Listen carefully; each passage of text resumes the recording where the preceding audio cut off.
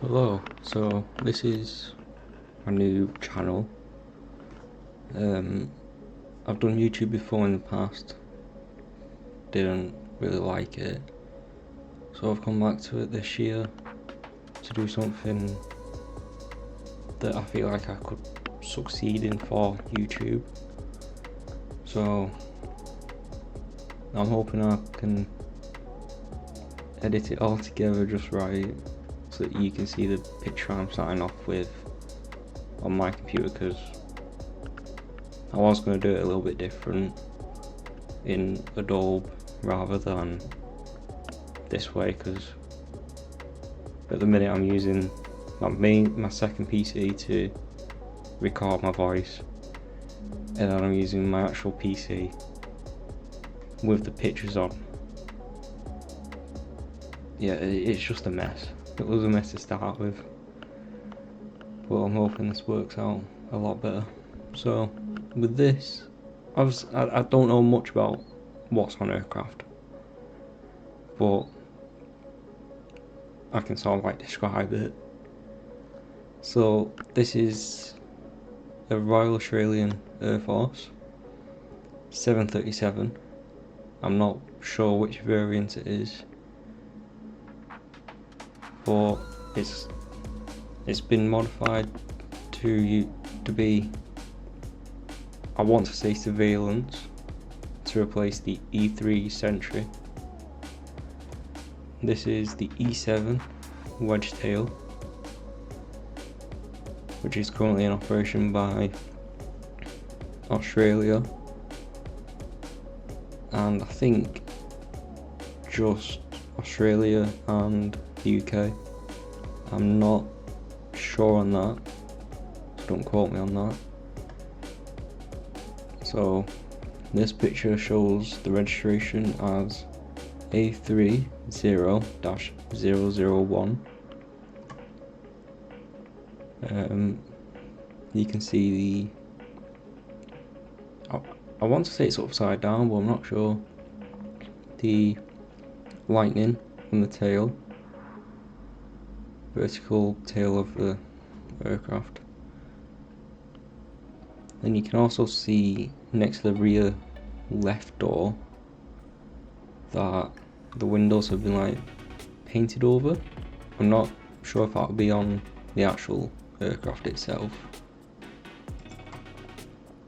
Oh, that's the wrong way. So the next picture shows the front of the aircraft, which also extends to the rear, but that's blurred out. You can see where the aircraft will refuel mid-air, and then there's the Australian flag along with, I think that'll be the branch icon or badge. I'm not sure. This is still on the left side of the aircraft, and when I got this aircraft, I think last year, it came broken and I had to rebuild it. So it was the front underbelly antenna with, I think it was the right stabilizer, and one of the antennas came loose. But there's also pictures of what it looks like now when it's fixed. So obviously you can see you might have to zoom in, the underbelly antenna under the nose in front of the nose gear is not mounted as it should, and I've also realised today that it is back to front, because I have another one of this model and I've taken pictures of that just so you can compare it. So I'll try and put it side by side on Adobe here. And up by the refueling pod you can see the registration along with Gemini's windshield on the front. You can see all the I can't speak. Sorry, I've had like over 10 hours of sleep, so I'm not with it today. You can see the antennas on the top. That's the word I was wanting. I think that's it for this picture.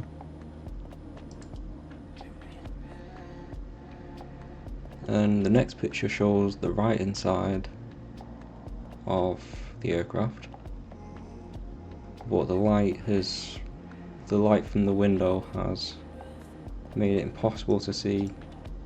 Oh, I'm breaking this. The Australian decal on the side,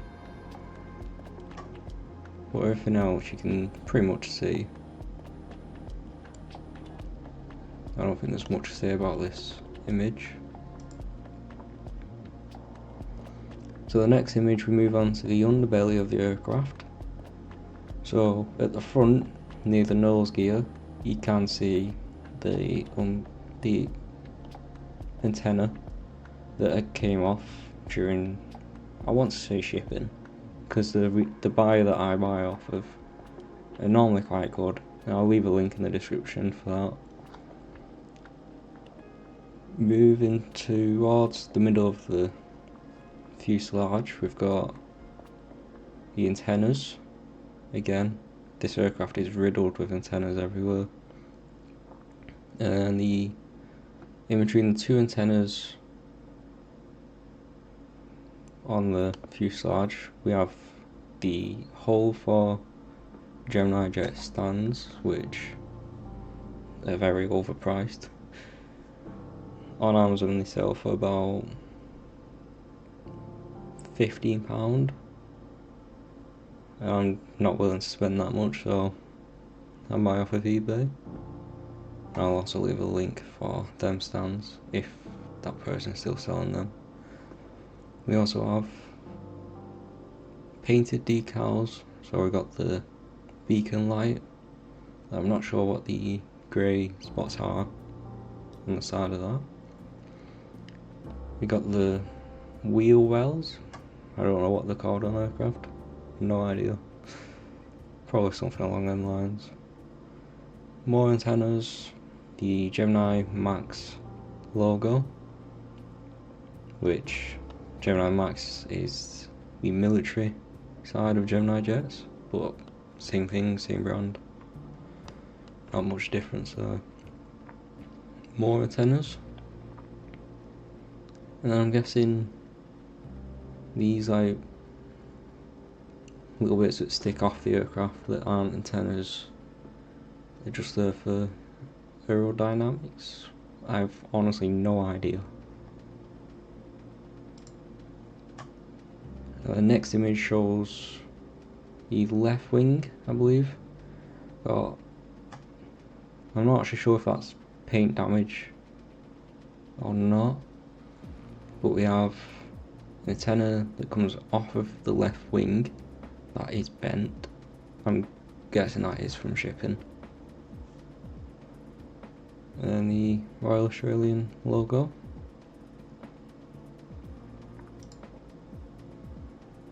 Next image is blurred. I don't think I'll put that into a video. Next image is just the rear part of the tail. So there's more antennas on the back where the APU exhaust is. And it shows them like, that's gonna bug me now if I don't find out what that's called. They have to be for aerodynamics. Why would they be there? And the next image shows the other antenna on the other side. It is bent, but not as much as the other one is. I'm gonna try and fix them, I think. And See, I've lost track of which models are what. So I don't know if this one is the one I bought off of eBay that came in perfect condition. So I don't know if the underbelly antenna is the right way around or not. This image shows pretty much everything of the aircraft. So you can see the escape window, escape door, the left front door, and the rear door. I can't speak at all.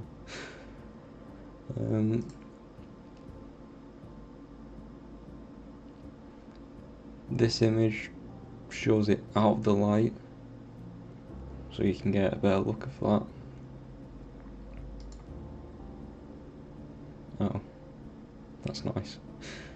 So when I went through all my images that I took, I could see every image, but this image I just can't see.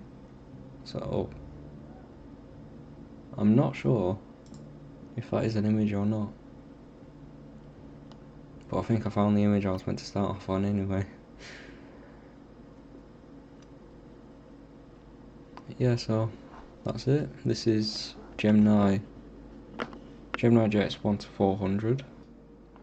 Right, I just completely lost track of my words. So I collect Gemini 1 to 400. I also collect Herper 1 to 500. That's the main scale I go for with Herper wings.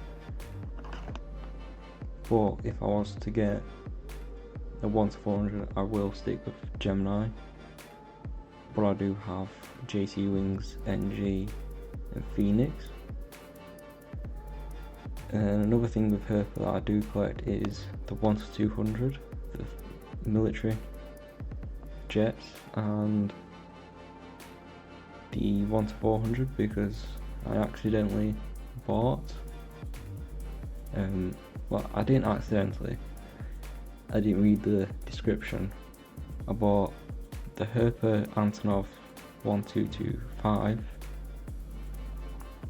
thinking that it was the 500 version when it was the 400, because I wanted the one with the shuttle on top. So it happens. I'm not overly too bothered. It's a model at the end of the day, isn't it? So hope you enjoyed this video. Consider subscribing, because this is my first video I've took. This is the first video I've made, and I plan on making some more, and hopefully getting to that point where I can monetize my videos and put that money towards buying more models to then review. Hopefully that's the plan.